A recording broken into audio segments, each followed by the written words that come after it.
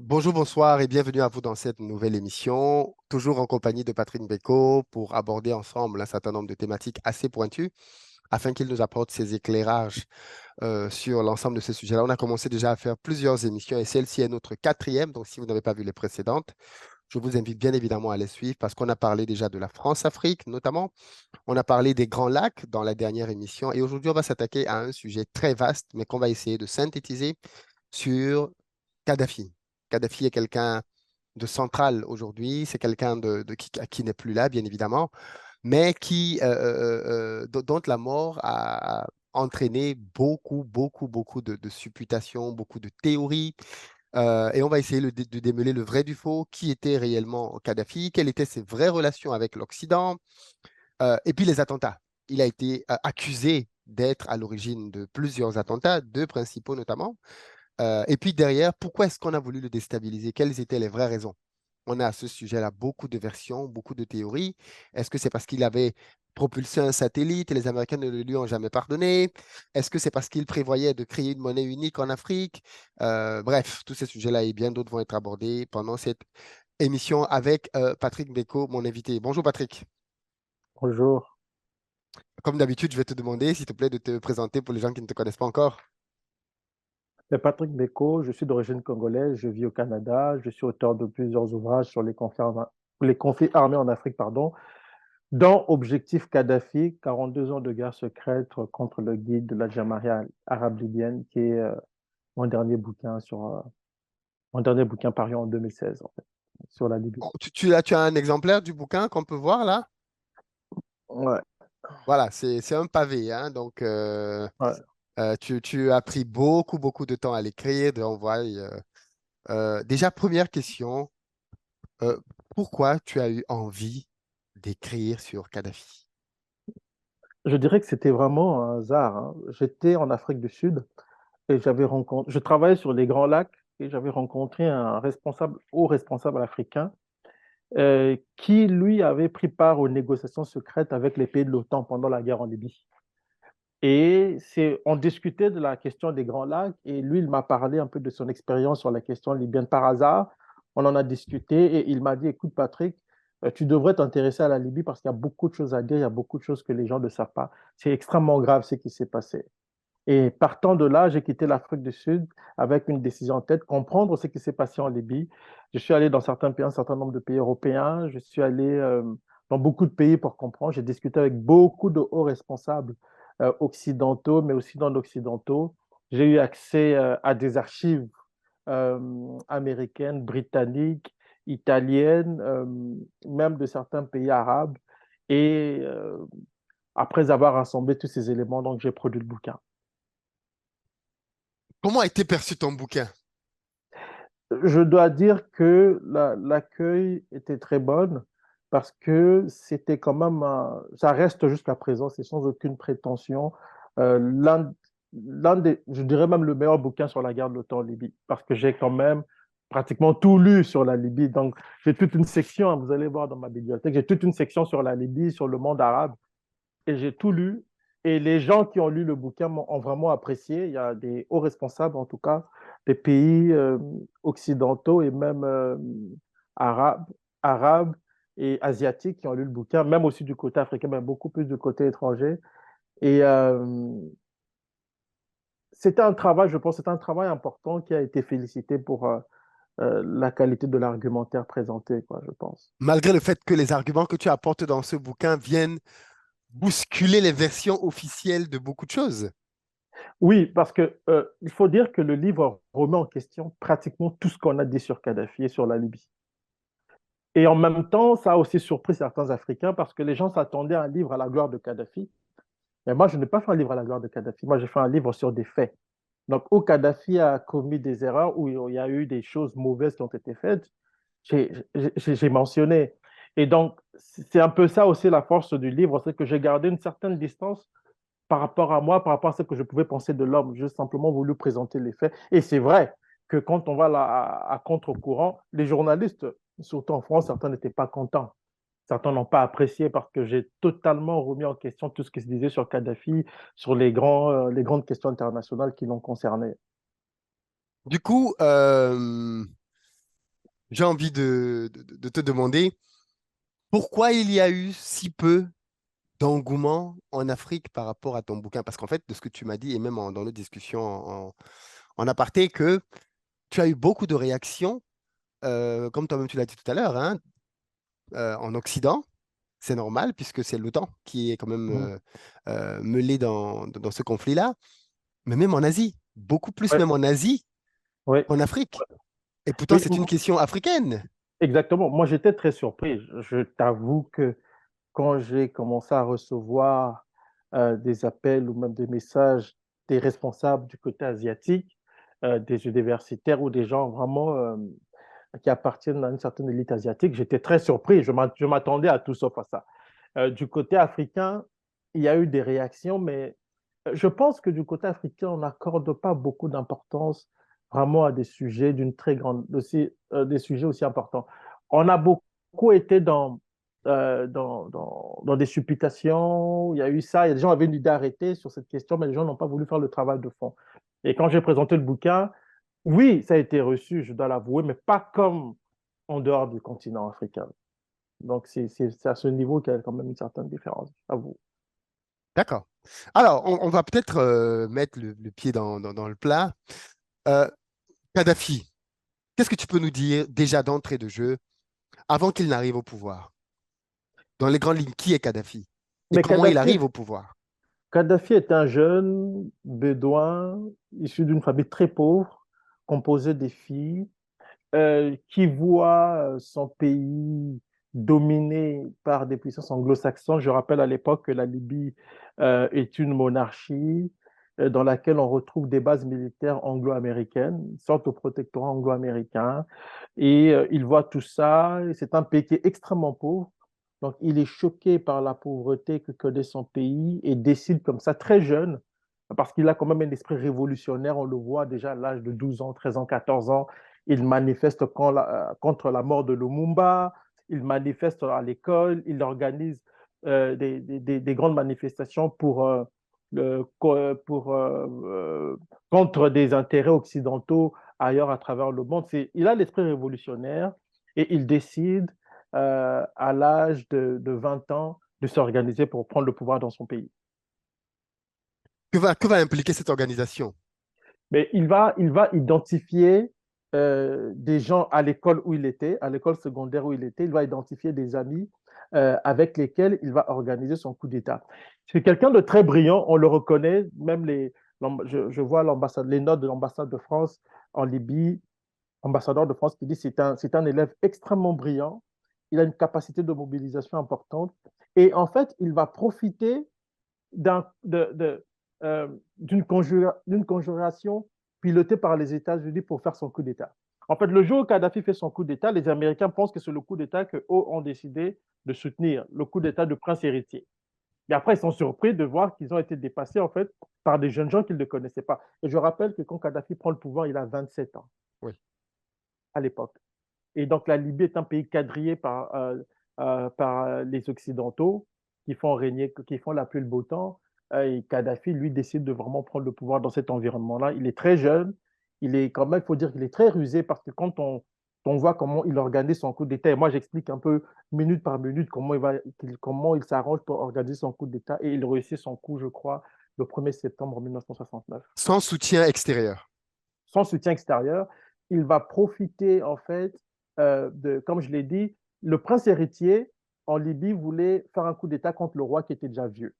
Et Kadhafi était au courant parce qu'il avait réussi à infiltrer l'appareil militaire étatique. Et donc, il va profiter du coup d'État organisé par le prince héritier pour faire son coup d'État. Donc, il y avait un coup d'État dans le coup Dans le d'État. coup d'État, Exactement. comme un film hollywoodien d'ailleurs. Et Carrément. c'est comme ça qu'il se retrouve au pouvoir à 27 ans.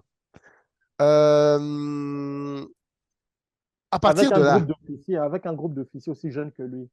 oui, à partir de là, quel, quel va être le leadership de la Libye sous Kadhafi? Et déjà, pourquoi il y a un intérêt majeur pour l'Occident en Libye? Est-ce que c'est Ah, essentiellement à cause des matières premières? Est-ce que c'est la position stratégique exactement. du pays? Est-ce que... Mais surtout à cause des matières premières, parce que On découvre le pétrole en Libye. Le pétrole libyen de très, très bonne qualité, il faut le dire. Et euh, la Libye suscite aussi un intérêt particulier parce que c'est un pays qui va jouer un grand rôle hein, pendant la Deuxième Guerre mondiale aussi et tout ça. Et donc, il y a des bases américaines là-bas. Il y a une base américaine, une base britannique là-bas. Donc, c'est un pays qui est important pour les pays de l'OTAN. Et d'ailleurs, je reproduis un document de l'OTAN datant de 1959 sur la Libye où l'on voit tout l'intérêt que ce pays présente, en tout cas pour les dirigeants occidentaux de l'Alliance Atlantique. Kadhafi donc au pouvoir. Quel type de dirigeant il va être dès ses débuts? Il y a une chose qui frappe hein, quand on lit l'histoire de Kadhafi, c'est que dès qu'il arrive au pouvoir, et c'est très surprenant en fait, il fait preuve d'une intelligence rare. Il va remettre en question le monopole des compagnies pétrolières sur le pétrole libyen. Et j'explique les détails des négociations parce que c'est vraiment ça qui est incroyable. C'est que Kadhafi ne va pas attaquer les grandes compagnies pétrolières qui sont en Libye. Il va s'attaquer à une petite compagnie indépendante qui s'appelle Oxy et qui est dirigée par un homme d'affaires qui s'appelle Armand Hammer. C'est un homme d'affaires, un milliardaire américain. Et donc, lui, eux, Kadhafi et ses amis regardent, ils se disent, bon, si on attaque les grandes compagnies qu'on appelle les sept sœurs de front, ça va être dévastateur pour nous. Si on attaque une compagnie indépendante et qu'on arrive à la faire plier, les autres seront obligés de suivre. Et c'est ce qu'ils vont faire en faisant plier la compagnie de Armand Hammer.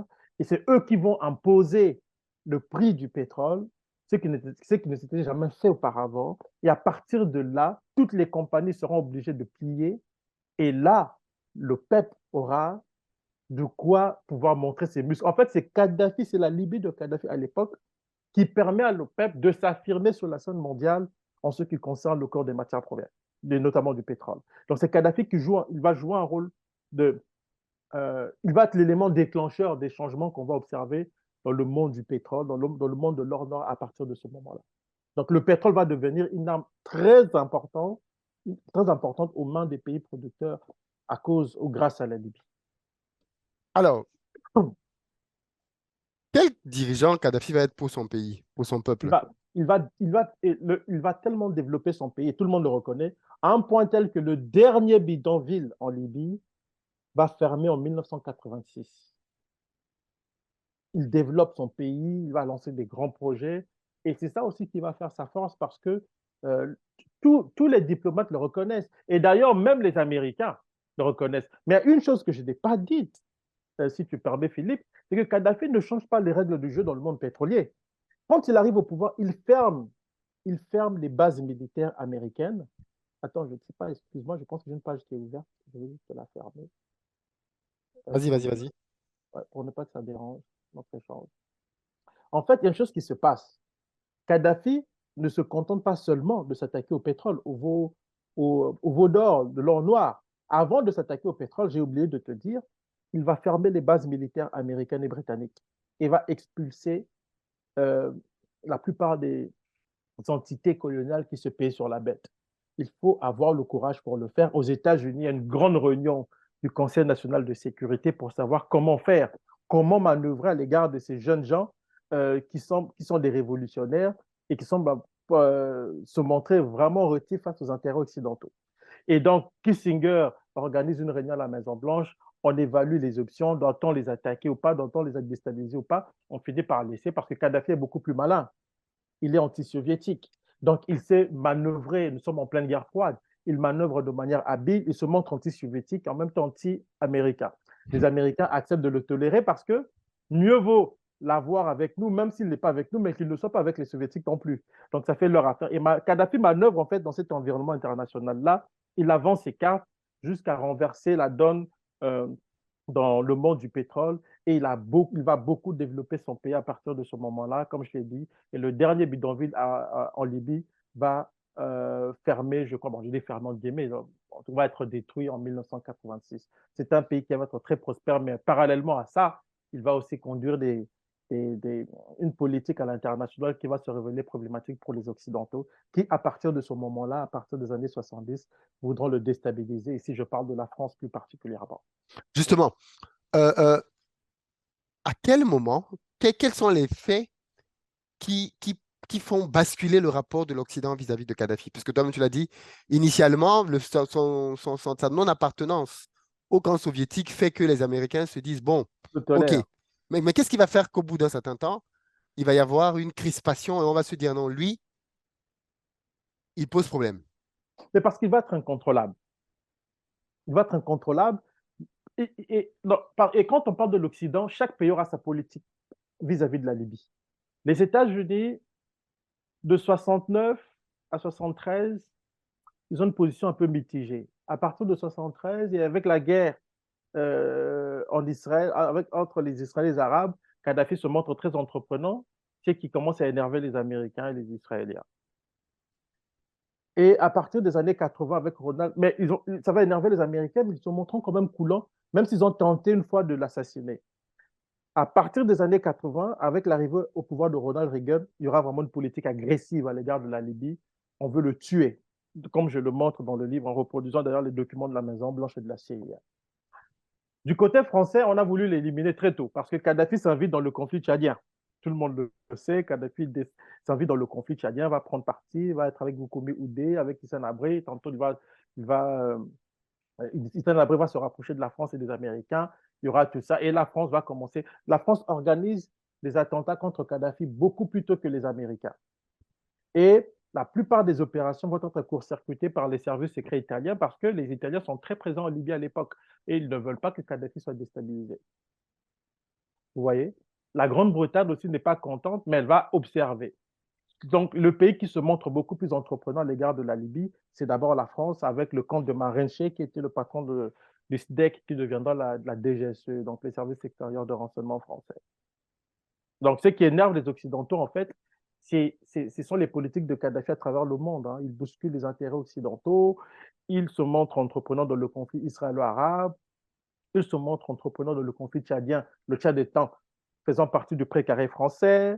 Il se montre entreprenant en soutenant les mouvements de libération à travers le monde. Donc tout ça irrite les Occidentaux, mais chacun décide d'agir en fonction de ses intérêts et de ses priorités à l'égard de la Libye. Alors, tu l'as dit toi-même, effectivement, on ne peut pas dire que le rapport était le même avec tous les pays. Chacun d'entre eux avait une raison bien particulière de soit être plus conciliant, moins conciliant. Euh, mais pour comprendre, est-ce qu'un pays comme la France toute seule peut décider de se débarrasser d'un dirigeant sans consulter les États-Unis ou comment ça se passe, ce genre de choses? Il n'y a À pas l'époque, le oui. parrain qui est les États-Unis, Non, personne ne fait rien sans qu'il valide?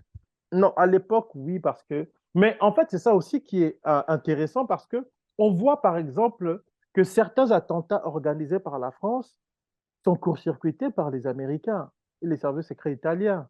On voit, en fait, chaque service secret manœuvre en fonction de ses intérêts, parce que les Américains savent quand même que Kadhafi est quelqu'un de pragmatique avec lequel on peut quand même discuter, même s'il se montre rétif face aux intérêts occidentaux. Mais les Français sont beaucoup plus entreprenants et ils se gardent de discuter avec les Américains. Mais certaines opérations vont être menées de concert avec les Américains. Par exemple, l'attentat en 1977, un avion de ligne italien explose de Air Italia avec, je crois, 77 passagers dedans. On dit que c'est un accident, mais quand j'enquête, je découvre que c'était un attentat qui visait Kadhafi. Donc, on voulait abattre son avion et on a fait un mauvais calcul. On a abattu un avion de ligne avec des passagers dedans, avec 77 personnes dedans. C'est-à-dire que ce jour-là, l'avion de Kadhafi devait se rendre, je crois, à Varsovie. Le pays de l'OTAN était au courant. Donc, ils étaient au courant, donc ils ont tendu un piège. Ils attendaient qu'ils atteignent un certain niveau pour abattre son avion. Un service secret italien, notamment le service secret italien, l'ont prévenu qu'il y avait un attentat préparé et qui le visait. Et donc l'avion de Kadhafi a changé de direction. Mais l'avion de chasse libyen qui devait escorter l'avion de Kadhafi ne le savait pas. Et donc, quand l'avion de chasse libyen a vu l'avion de Air Italia, l'avion de chasse libyen a commencé à escorter l'avion de Air Italia. Comme c'était la nuit, le pilote n'a pas fait attention. Et quand les avions de l'OTAN sont arrivés, ils ont vu l'avion de chasse. Donc, pour eux, l'avion de chasse escortait l'avion du président libyen. Et donc, ils ont abattu l'avion. D'abord, il y a eu des combats aériens, puis ils ont abattu l'avion. Et il s'est révélé après que c'était un avion de ligne. Kadhafi avait changé de direction. Ça, c'était un attentat parmi tant d'autres. Et ça a été organisé à l'époque de Jimmy Carter. On est dans les années 77. Dans les années 70, en 77. Mais Wow. avant ça, il y a eu des attentats organisés par la France contre Kadhafi, des opérations clandestines contre Kadhafi. Alors, Comment expliquer donc que malgré qu'il y ait cette volonté d'en finir avec Kadhafi, on le voit quand même avoir des relations avec ces pays-là. Il va de temps en temps dans tel pays. Alors, il y a eu des périodes d'embargo, bien sûr, mais on le voit de temps en temps aller, on se souvient encore, bon, ça c'était peut-être vers la fin déjà, en France pour voir le président Sarkozy, demande à avoir une tente. Euh, comment Kadhafi vivait cette image que l'on projetait donc de lui à l'international, puisque manifestement, il n'était pas cet homme.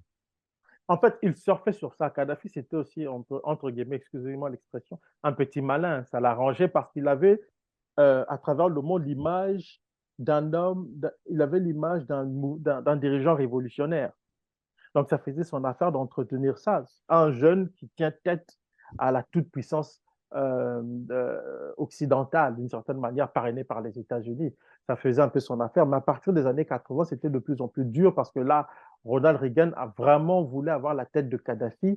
La Libye était devenue la priorité numéro un des États-Unis, beaucoup plus que l'Union soviétique, telle que le montre d'ailleurs une note de réunion de la Maison-Blanche. Et on a tenté plusieurs opérations clandestines, surtout à travers la question tchadienne, parce que les Américains vont s'inviter au Tchad, et ce qui va irriter d'ailleurs les Français, parce que le Tchad, c'était quand même leur précaré, ils ne voulaient pas voir les Américains s'impliquer dans la guerre que eux menaient contre Kadhafi au Tchad. Donc, il y a eu plusieurs opérations clandestines, y compris des opérations de propagande pour diaboliser l'image de Kadhafi, parce qu'il faut le dire, il y avait une forte propagande contre Kadhafi pour le diaboliser et tout ça. Et on se souviendra de l'attentat, des bombardements qui avaient visé en 1986 sa maison et sa fille adoptive. Sa fille adoptive était même décédée. Et ce bombardement était dû, les États-Unis avaient accusé la Libye d'avoir organisé un attentat contre une boîte de nuit à Berlin dans une boîte de nuit pardon, qui était fréquentée par des militaires américains, des militaires nord-américains. Et on a découvert plus tard que cet attentat avait été organisé par des services secrets d'un autre pays, ce n'était pas la Libye. Et Reagan avait quand même décidé en représailles d'assassiner Kadhafi, même si ouvertement, on avait dit qu'on allait simplement bombarder de points stratégiques. Le président Reagan avait deux discours. Il y avait un discours qu'il devrait tenir si Kadhafi meurt et un autre si Kadhafi ne meurt pas. Et malheureusement pour lui, Kadhafi n'a pas été touché, encore une fois, parce qu'il avait été averti à la dernière minute par un service secret occidental. Et on soupçonne l'Italie d'avoir encore soutenu Mais Kadhafi dans ce pourquoi dossier. l'Italie joue ce double jeu? Mais tu sais, la C'était ce qui Libye, gagnait. parce que la Libye et l'Italie ont un lien historique. Il y a eu des colons italiens en Libye. Et donc, l'Italie avait beaucoup d'intérêt en Libye, surtout et la compagnie Eni, la compagnie pétrolière italienne avait beaucoup d'intérêt en Libye et les Italiens n'avaient pas envie de voir Kadhafi sauter. Et donc, à chaque fois qu'il y avait des attentats, il y avait quelqu'un au sein des services secrets italiens qui avertissait. D'accord. OK. Donc là, par contre, il a toujours plané sur la tête de Kadhafi une image très noire, très sale de terroriste. Oui, Parce qu'on a accusé Kadhafi d'être responsable de d'attentats. tous les attentats. Attentat de Berlin, attentat contre l'avion de ligne de Lockerbie, plus de 200 morts. Attentat contre l'avion de ligne français UTA, 177 morts. Les attentats à travers le monde, on attribué ça à Kadhafi. Pourquoi? Mais parce qu'on voulait déstabiliser. Moi, dans le livre, je montre que Kadhafi n'a pas été responsable de ces attentats-là, même si pour certains, il a payé, il a accepté de payer.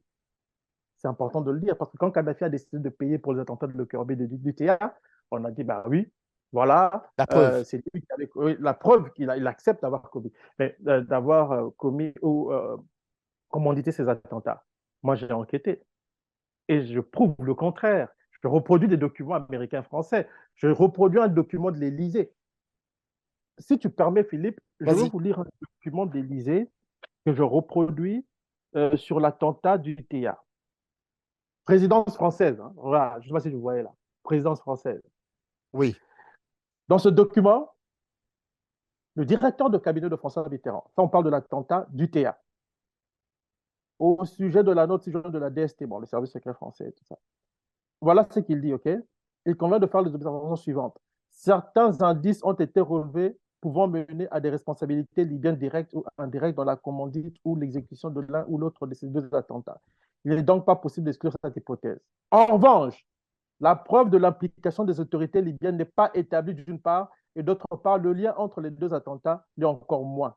Il est curieux de constater que les prétendues révélations de Xavier Rofar, ça c'était un journaliste qui avait dit qui parlait des attentats, de la responsabilité de la Libye. Donc, il dit ici, il est curieux de constater que la prétendue révélation de M. Roffer, réputé être proche des services américains, soit faite après un incident, un récent voyage que ce journaliste a effectué aux États-Unis.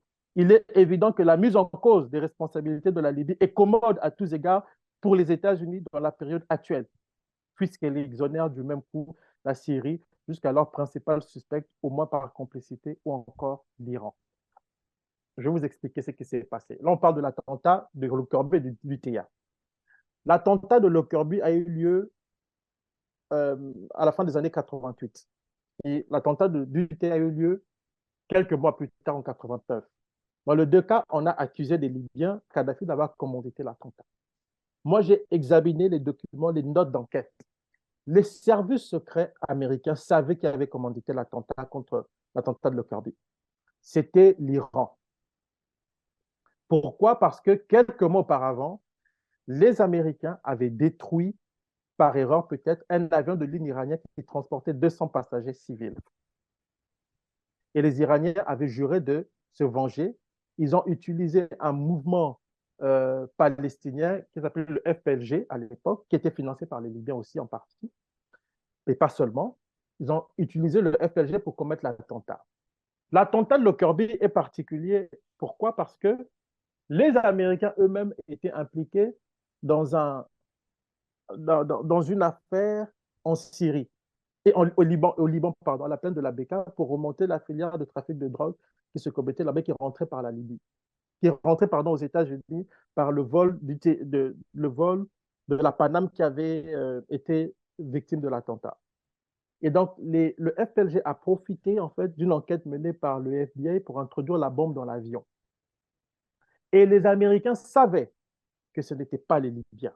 Là encore, je reproduis un document des services secrets américains qui dit clairement que l'attentat a été commis par le FLG, soutenu par, payé par l'Iran. Et on connaît même la somme qui a été payée au FLG par l'Iran, c'était 10 millions de dollars. Quant à l'attentat de Lockerbie, d'UTA contre l'avion de l'île français, on sait qu'ils sont les Syriens, on soupçonne les Syriens. Pourquoi? Parce que les Syriens ont voulu à la France dans une affaire qui était liée à un monsieur, à un otage, non, à un monsieur qui était arrêté en France. Et ça, c'était dans les notes de service de contre-espionnage français. Alors, comment est-ce qu'on arrive à accuser la Libye? Comment est-ce qu'on arrive à relier les deux attentats à Kadhafi? Quand je m'intéresse au dossier, il y a un nom qui revient. Tom Turman, agent du FBI, responsable des enquêtes de Lockerbie, qui va se retrouver à travailler aussi dans l'enquête de l'attentat contre de l'UTA parce qu'il y avait des ressortissants américains qui étaient dans l'avion qui ont été tués dans l'attentat. Et le juge français, Jean-Luc Bruguière, le juge antiterroriste français qui était en charge de l'attentat, était proche des Américains. Lorsque je posais la question à l'avocat, écoute ça, de la veuve du pilote du DC-10 du TA, je lui ai demandé, mais qui est responsable de l'attentat? Il m'a dit tout le monde sauf les Libyens. J'ai dit, mais vous êtes partie civile, hein, avocat partie civile en passant. Je dis, mais pourquoi on a accusé la Libye? Il m'a répondu, le juge Bruguière était proche des Américains et se vantait même de travailler avec la CIA.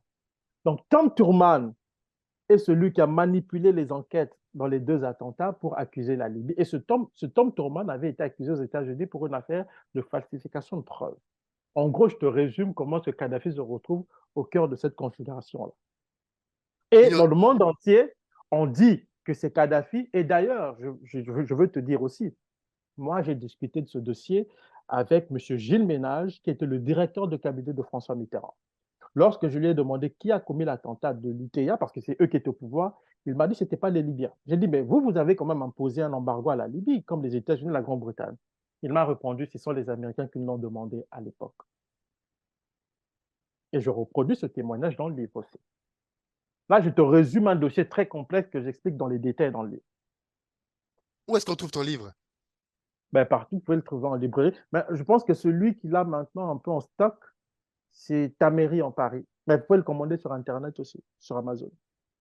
Ok, Amazon ou ta mairie Ouais. à la librairie parisienne. Ok, très bien. Donc Mais voilà. la FNAC aussi l'avait, mais je pense qu'ils sont en rupture de stock. Ok. La FNAC l'avait aussi. Pourquoi Kadhafi ne réagit pas? Mais parce qu'il réagit, mais on ne l'écoute pas. Et il y a une grande propagande, il y a, des médias occidentaux contre lui, puisqu'il avait déjà l'image d'être ce monsieur, ce diable qui commet des attentats partout.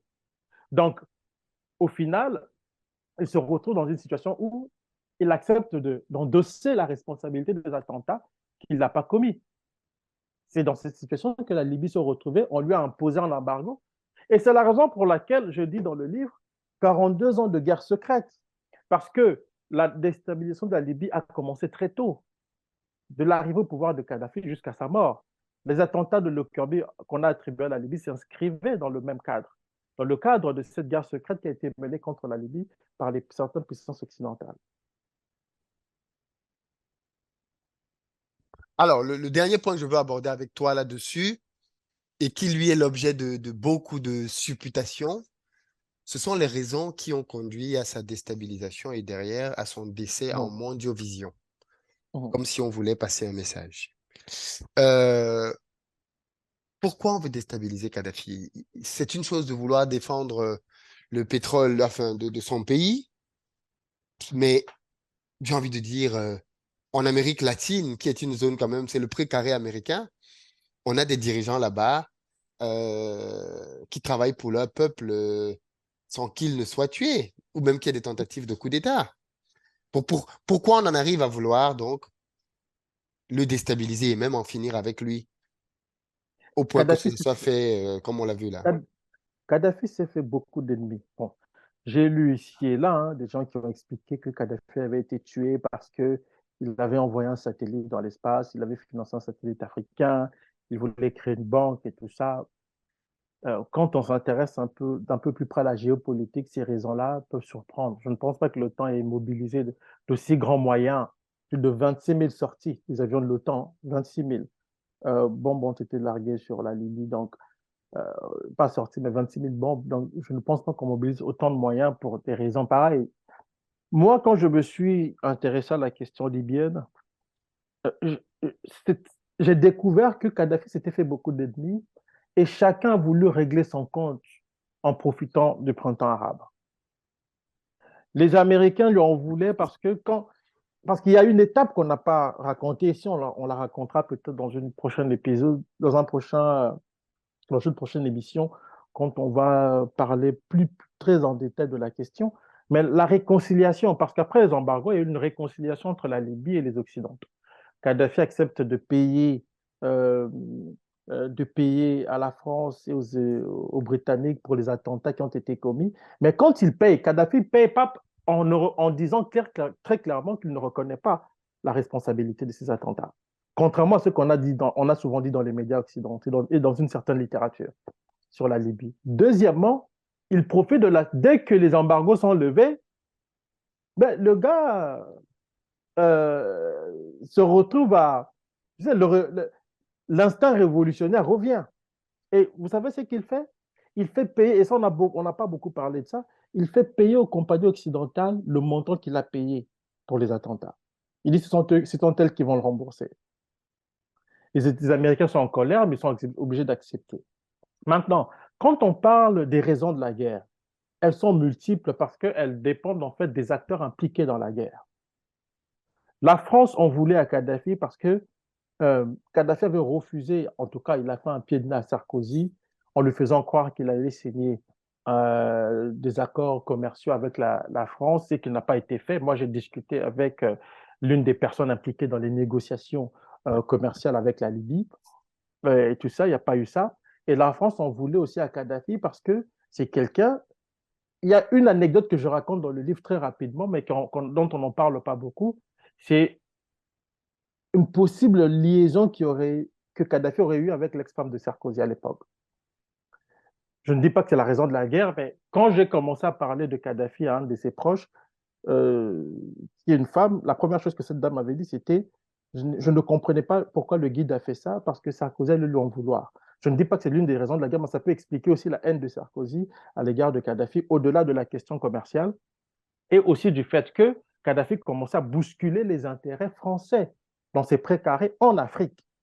Kadhafi a beaucoup investi dans les pays africains, beaucoup investi dans les pays africains, et voulait se substituer en fait aux puissances occidentales dans plusieurs régions du continent africain.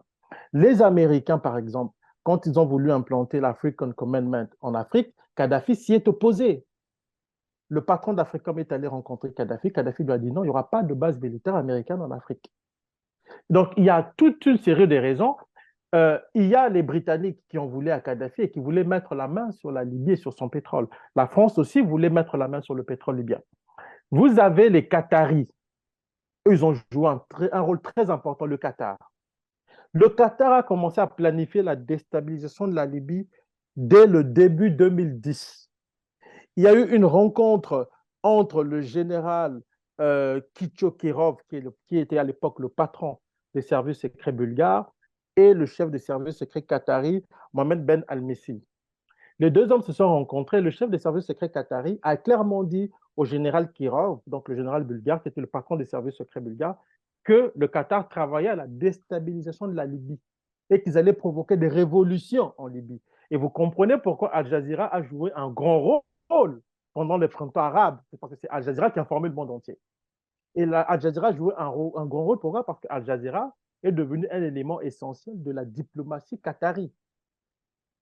Donc, vous avez cet ensemble de pays-là avec des motivations diverses Différente. et parfois Ouais. différentes et qui sont intervenus en Libye pour tuer Kadhafi. En gros, pour comprendre la mort de Kadhafi, il faut comprendre que c'est quelqu'un qui s'est montré rétif face aux intérêts occidentaux en Afrique.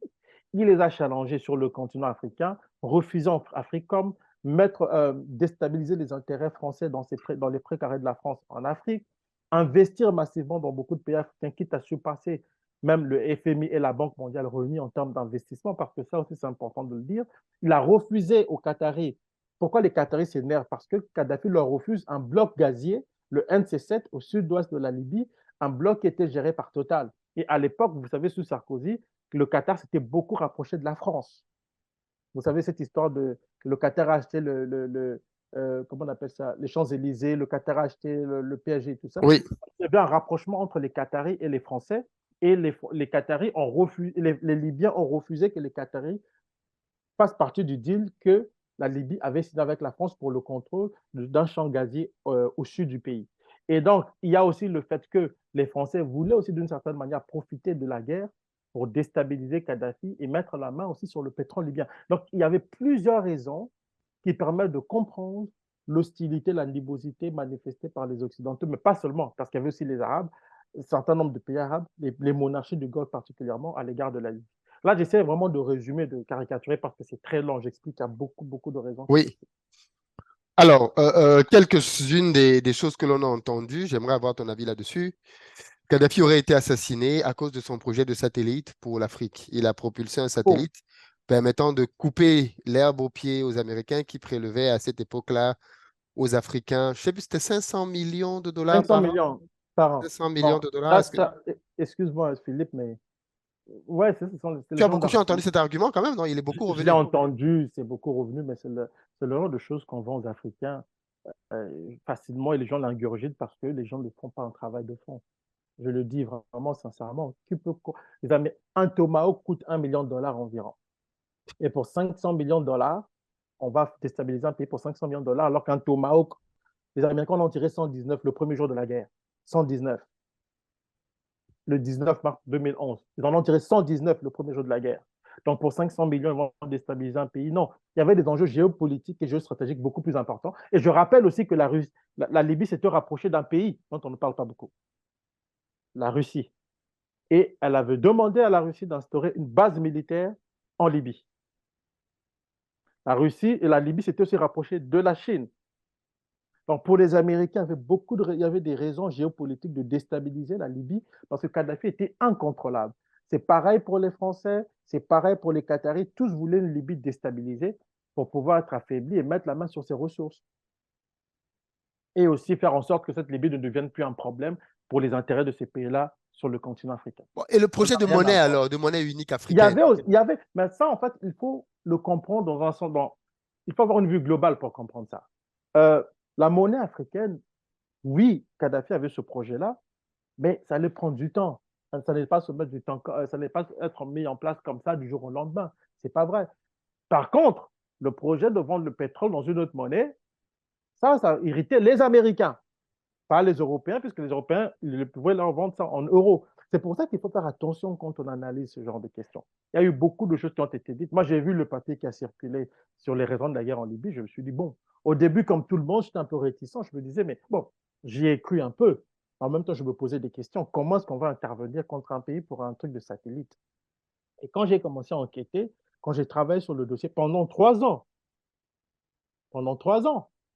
j'ai compris que les raisons étaient ailleurs.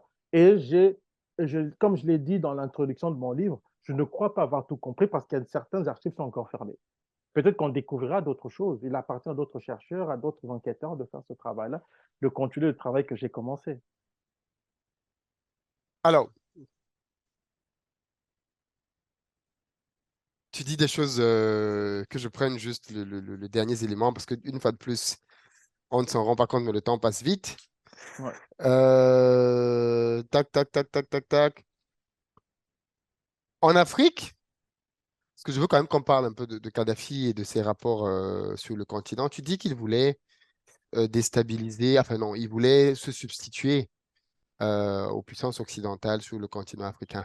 Mais il faut reconnaître que l'Union africaine était contre l'intervention Oui. des Nations unies, du Conseil de sécurité. Pourquoi la Russie, dont il se rapprochait, et la Chine n'ont pas mis un droit de veto? Ça a été pour moi euh, une grosse, un gros point d'interrogation. Je l'ai compris après. Je l'ai compris en travaillant sur la Syrie. La guerre en Syrie a commencé juste après celle de la Libye.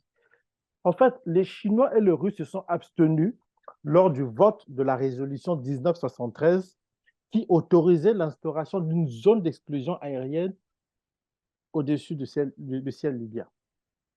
Dans le ciel libyen, pardon. Pourquoi? Parce que la résolution disait qu'il n'y aura pas d'intervention au sol, pas d'intervention contre la Libye, juste l'instauration d'une ce qu'on appelle une no-fly zone, c'est-à-dire que les avions libyens ne devront pas voler pour aller mater la rébellion de la population, parce qu'on avait, les Qataris et les médias occidentaux avaient réussi à faire croire à l'opinion mondiale que Kadhafi massacrait son peuple. On sait aujourd'hui que c'est faux. Et c'est à cause de ça qu'il y a eu la résolution 19, d'abord la résolution 1970 qui a imposé des sanctions à la Libye, puis la résolution 1973 qui s'inscrivait dans le cadre de ce qu'on appelle la responsabilité de protéger, qui est une norme des relations internationales qui autorise la communauté internationale à intervenir dans un pays si celui-ci n'est pas capable de protéger sa population contre des crimes de masse. Donc, quand on a la résolution française a été la résolution franco-libanaise a été présentée avec le parrainage des États-Unis, ça on ne dit pas beaucoup du rôle des États-Unis dans cette guerre-là. Les Russes et les Chinois étaient méfiants. Au final, ils se sont abstenus parce que la résolution ne parle pas d'intervention contre les troupes libyennes. Et deuxièmement, parce que les pays arabo-musulmans avaient cautionné la résolution. Donc les Russes et les Chinois ne voulaient pas être isolés au Conseil de sécurité sur une question qui concerne un pays arabe, bien que ce soit un pays africain, mais un pays arabe, qui, contre lequel d'autres pays arabes se sont élevés. Tu comprends ce que je veux dire? Mhm. Donc, ils ont décidé de s'abstenir.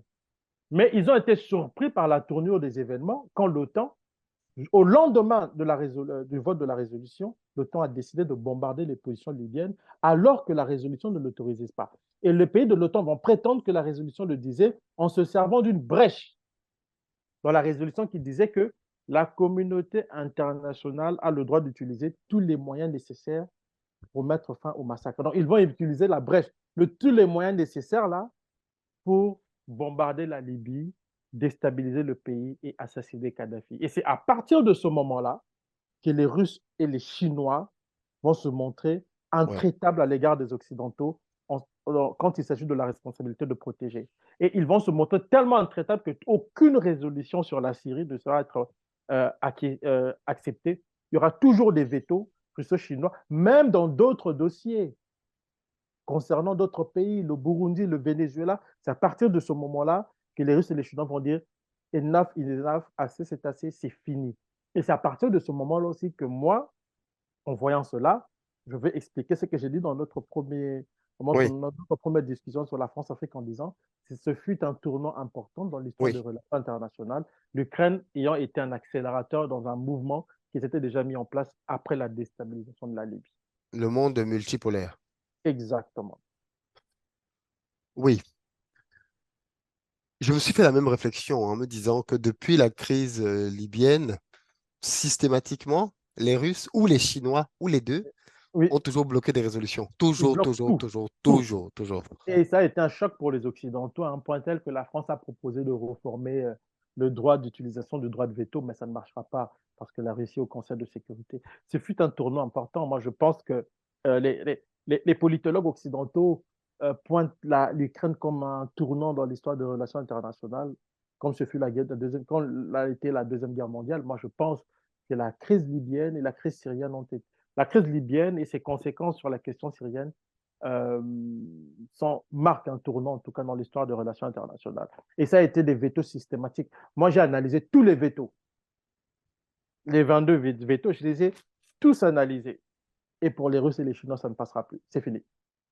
Et surtout sur la question syrienne, parce que il y a eu l'intervention de l'OTAN en Libye a provoqué une déstabilisation complète de la Libye et de la région. Et en Syrie, on a voulu refaire la même bêtise. Les Russes et les Chinois ont dit non.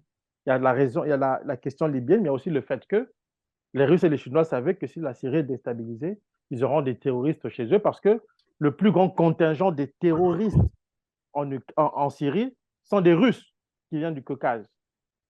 Et après, il y a des terroristes chinois, des Ouïghours, qui sont là-bas. Il y a un contingent important de Ouïghours. Donc, les gouvernements-là veulent les freiner là-bas. C'est la raison pour laquelle la Russie est même intervenue en Syrie. Parce qu'il avait vite compris qu'une déstabilisation globale de la région va provoquer, non, une déstabilisation de la Syrie va provoquer une déflagration au niveau régional. Et la Russie allait toucher, la Chine aussi, une partie de la Chine aussi. Ils ont voulu arrêter ça de très loin. Et à travers ça, ils ont aussi mis fin en fait, à l'hégémonie occidentale au niveau du Conseil de sécurité. Donc, c'est une guerre de puissance aussi qu'on a, en tout cas une guerre d'influence des puissances via le Conseil de sécurité qu'on a pu observer. Depuis que Kadhafi est parti, les projets qu'il avait pour l'Afrique semblent tous être en berne. Exactement. Ouais. L'Union Parce que africaine, personne n'avait la vision qu'il avait. On peut reprocher des choses à Kadhafi, et il y avait des choses à le reprocher en tout cas, mais c'était un homme qui avait quand même une certaine vision du continent et de son émancipation, du modèle ou du système de l'après mis en place par l'Occident après 1945. Ça, c'est une évidence. Et puis sa mort aussi a fait l'objet de plusieurs supputations, si on peut en parler rapidement. Moi, je me suis intéressé à ce chapitre du livre La traque finale, où j'explique les détails de sa mort. On sait aujourd'hui que Kadhafi a été tué par les Américains et les Français qui ont utilisé leur supplétif du CNT, donc le Conseil national, le fameux Conseil national de transition. transition. Et il était suivi de près pendant longtemps par les services secrets de ces pays-là. Et ça a été amplement documenté aussi. Alors, aujourd'hui, on sait tous que le pays est déstabilisé, que il y a une guerre incroyable pour le pouvoir. Il y a deux factions d'ailleurs qui se disputent chacune le pouvoir en Libye. Quel est l'avenir pour toi, pour ce pays? Moi, je pense que l'avenir de la Libye passera inéluctablement par la prise de pouvoir par le fils, Saïf al-Islam. C'est le seul qui arrive à faire l'unanimité quand même parmi les tribus, parce que c'est un pays tribal, hein, la Libye. Kadhafi avait réussi à rassembler ces tribus-là, même si les tribus de l'Est, certaines tribus de l'Est, de la Cyrénaïque, ont toujours été réfractaires à cette union-là, mais il avait réussi ce pari, et j'en pense que le fils, beaucoup de gens, beaucoup d'observateurs pensent que le fils pourrait faire l'affaire. Mais le problème de la Libye aujourd'hui est que le pays n'est plus géré par les Libyens. Même si on a des factions qui se battent, il y a trop d'implications là-dedans. Et je l'explique dans le livre déjà dans ma conclusion pour dire que la paix, le retour à la paix sera problématique parce qu'il y a tellement d'implications. Les Français sont impliqués de deux côtés, ils soutiennent les deux côtés. Les Américains sont impliqués, ils soutiennent les deux côtés. Les Russes sont impliqués, les Turcs sont impliqués, les Saoudiens, donc les monarchies du Golfe sont impliquées. C'est un vrai bazar, la Libye. Et donc, même si les gens arrivent à s'entendre, tant que les puissances extérieures continueront à instrumentaliser les parties en conflit, il sera difficile de revenir à la paix, en tout cas d'arriver à la paix. OK. Ok, ok, ok, ok. Donc, on se retrouve avec avec un gros foyer de tension sur le continent, Exactement. qui découle d'ailleurs sur le Sahel. Oui, parce Euh, que, excuse-moi, parce que c'est très important, parce que vous savez, la Libye est un pays surarmé, hein, à l'époque de Kadhafi. Et pendant la guerre de l'OTAN en 2011, les Qatariens ont déposé plus de 20 000 tonnes d'armes en Libye, avec la bénédiction des Occidentaux, parce que cette guerre-là, ce sont les Américains qui l'ont pilotée, en faisant jouer à la France, à la Grande-Bretagne et puis au Qatar le rôle de sous-traitant, donnant l'impression que c'était la France qui dirigeait alors que c'était les Américains qui étaient derrière, dans mais le pour, cadre de ce que j'ai appelé le leading from behind. oui, justement parce que tout le monde accuse Nicolas Sarkozy d'avoir assassiné Kadhafi. Il y a eu une célèbre séquence de David Pujadas, un grand journaliste français, qui lui avait dit en Mondiovision, oui, alors vous avez tué Kadhafi. Et Oui, bien, parce que la France était impliquée, mais le pays qui a vraiment piloté la guerre de l'OTAN en Libye, ce sont les États-Unis, ce n'est pas la France. Les généraux français étaient même assujettis au commandement des généraux américains. Mais ça, on ne l'a pas dit parce que sous Obama, les États-Unis avaient changé d'approche. Après les fiascos de la guerre en Irak qui avaient fait que les États-Unis étaient vilipendés à travers le monde, Obama avait changé d'approche. Il a appliqué ce qu'on appelait le leading from behind. On dirige de l'arrière. C'est-à-dire que vous êtes devant, mais nous, on dirige, mais on est derrière. On laisse les autres devant jouer le rôle. C'est la raison pour laquelle Sarkozy s'affirmait et tout, mais tout le monde savait que le grand patron était à la Maison-Blanche. En tout cas, ceux qui ont étudié le dossier avaient compris que le grand patron était derrière. Et d'ailleurs, je rappelle une anecdote, je me rappelle au début de la guerre, euh, il y avait quelqu'un, un journaliste qui avait dit, ah, est-ce du leading from behind, de la doctrine Obama que nous voyons en Libye? Le responsable américain attaché à l'OTAN avait dit non, ce n'est pas le leading from behind, nous sommes devant, c'est nous qui pilotons la guerre, sur Twitter. Donc c'est pour dire que, et vous comprenez pourquoi ces enjeux sont complexes et qu'il faut vraiment les étudier, les analyser à fond, de manière impartiale, avec une certaine distance pour les comprendre, en lieu et place de débuter un peu des inepties qu'on entend ici et là sur la question, quoi. merci beaucoup, Patrick, une fois de plus, pour tes nombreux éclairages. Je pense que le sujet sur Kadhafi va certainement faire pas mal réagir, comme les précédents d'ailleurs. Et j'espère qu'on aura bien évidemment davantage de temps parce que le sujet Kadhafi à lui tout seul, là, on a survolé beaucoup de sujets, hein. Exactement. De toute façon, il faut beaucoup de temps pour tout comprendre. Mais j'espère qu'avec les questions des uns et des autres, on pourra y voir un peu plus clair. Dans tous les cas, tu bats en brèche les principales idées qui circulent autour de Kadhafi et de sa mort, tant d'un côté que de l'autre d'ailleurs, finalement. Exactement. Et tu ramènes tout le monde balle au centre pour essayer de regarder davantage les faits et les archives en nous faisant comprendre que c'est pas si simple que ça. Il y a des données complexes à aller chercher. Merci beaucoup d'avoir pris de ton temps, une fois de plus, pour faire cette belle émission avec moi. Et je te dis à très bientôt. Comme je te l'ai dit, j'aimerais qu'on fasse des émissions dédiées à des personnes. Et l'une vraiment pour lesquelles je t'attends, c'est qu'on va commencer à tout seigneur, tout honneur par Mobutu. C'est Seko, le dictateur sanglant qui Manger les mangeait, enfants.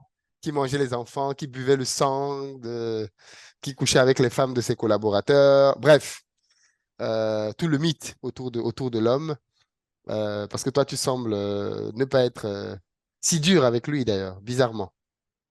Non, parce que je pense que l'analyse de toute situation doit être faite de manière impartiale avec une certaine distance critique. Quand c'est noir, on dit c'est noir. Quand c'est vert, on dit c'est vert. Moi, je ne suis pas un militant. Je n'ai pas une position idéologique ou dogmatique. Quand j'analyse une situation, j'essaie de le faire en tout cas avec une très grande distance. J'ai dit que le bilan final de Mobutu était désastreux. Cela n'empêche qu'en analysant son parcours, on peut trouver des points forts et des points faibles. Mobutu n'a pas fait 2 ans au pouvoir, il a fait 32 ans.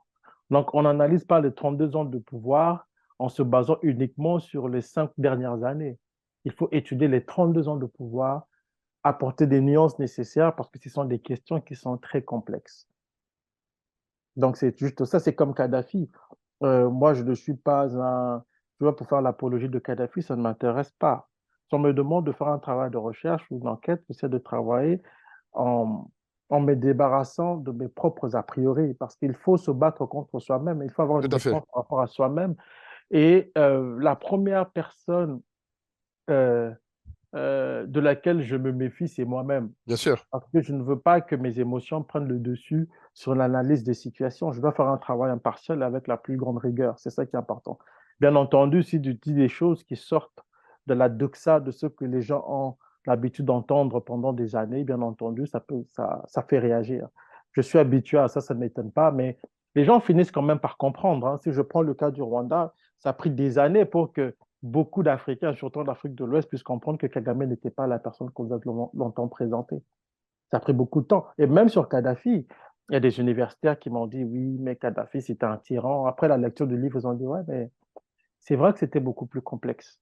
Vous voyez? Donc, il faut toujours avoir cette distance-là. Et moi, je l'ai dit, hein, dans mon livre, je dis en introduction, si vous voulez, je peux même lire ça, parce que le livre est d'ailleurs préfacé par un ancien ambassadeur français, pour la petite histoire, mais j'essaye toujours de, d'avoir une distance par rapport à ce que je dis et surtout de ne pas avoir une certaine prétention. Je dis par exemple à la fin de mon introduction, j'ai essayé d'informer le plus objectivement possible. J'ai essayé de me rapprocher le plus près possible de la vérité. Et comme j'ai eu à le souligner, je n'ai pas la prétention de tout connaître et je ne crois pas avoir tout compris. Mais j'ai tenté de comprendre l'essentiel. L'histoire nous en apprendra davantage quand les langues des témoins se délieront et il faudra attendre l'ouverture dans les années à venir des archives des pays impliqués dans la guerre pour avoir l'heure juste sur ce qu'il s'est véritablement passé en Libye.